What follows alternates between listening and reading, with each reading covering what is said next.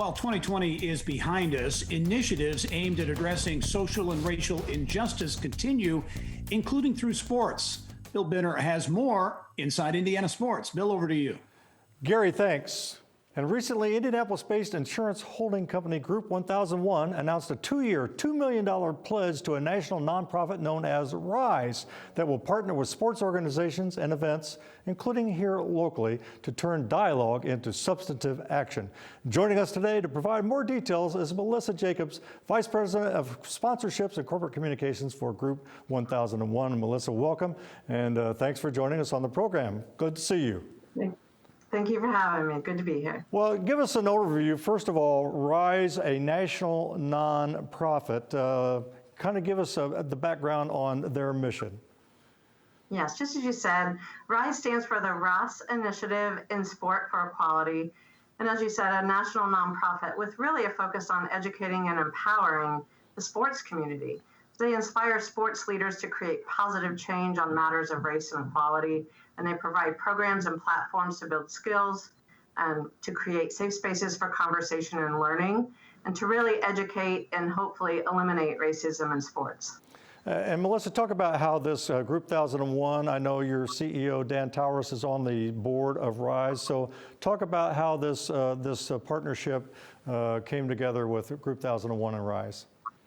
Absolutely. The RISE board is full of outstanding sports leaders, many high-level CEOs, Paul Tagliabue, big names in sports market here from NCAA right here in Indianapolis, and Dan, as you mentioned. So as some of the tensions started to take place this summer, our CEO, Dan Towers, stepped up with a $2 million pledge to RISE and said, let's do something about it.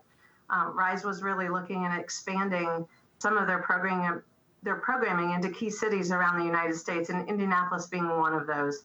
And there's no better time to do that, especially. So that $2 million will go to support various programs in Indianapolis when we're in such a year that if we're able to, due to restrictions with COVID, host these major marquee events. And now that we know that the NCAA will host its entire tournament here in the Indy metro area, it provides an even bigger platform for us to use to share that message for what RISE looks to do. Yeah, and again, you told me beforehand that RISE actually identified what better sports city, with such a plethora of organizations, the NCAA and others located here, so it was kind of a natural fit. Exactly. When we look at what Indianapolis and the metro area has to offer for sports, NCAA, Indiana Sports Corp, Pacers, Colts, Fever, you name it, the list goes on. And the energy that I think that we bring to the city through sports really provides that platform for doing those key conversations in the community so that we can educate and empower sports leaders to drive change in their own organizations. And everybody can always do better. I think our sports organizations do a fine job, but as we know, we can always look at ourselves and within and do a better job through education and learning and taking that initiative and that intentional approach to drive social change. And I know that you've already had some activity with Ball State University, Butler University. You've held community conversations with them, so a lot of this some of this has already taken place.